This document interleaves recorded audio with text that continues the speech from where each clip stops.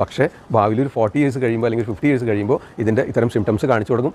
പ്രധാനമായിട്ട് തരിപ്പ്, നീര്, പുകച്ചിൽ, ചുട്ടുനീറ്റം, കൊളുത്തി വലിക്കുന്ന പോലത്തെ സംഗതികൾ, പിന്നെ തരിപ്പ് അനുഭവപ്പെടുക, പിന്നെ മടക്കാൻ നിർത്താനുള്ള പ്രയാസം, ടോയ്ലറ്റൊക്കെ ഇരുന്ന് എഴുന്നേക്കാൻ പ്രയാസം ഉണ്ടാവുക, അതല്ലെങ്കിൽ കൂടുതൽ ദൂരം ഡ്രൈവ് ചെയ്യുമ്പോൾ ആ ഒരു കാലിന് മാത്രം സ്റ്റിഫ്നെസ് അനുഭവപ്പെടുക. ചിലർക്ക് രാവിലെ എഴുന്നേൽക്കുമ്പോഴായിരിക്കും കൂടുതൽ പ്രശ്നം ഉണ്ടാവുക, ചിലർക്ക് വൈകിട്ടത്തോടെ ഈ വേദനകൾ കൂടും. അത് ടിപ്പിക്കൽ വാദത്തിൻ്റെ ലക്ഷണമാണ്. മനസ്സിലായോ? അപ്പോൾ ഇത്തരം അവസ്ഥയിൽ നമ്മളിത് ടെസ്റ്റ് ചെയ്യാനായിട്ട് എന്താ ചെയ്യാന്ന് വെച്ച് കഴിഞ്ഞാൽ ഫ്ലാറ്റായിട്ട് കിടക്കുക. പരിശോധന രീതി പറയാം.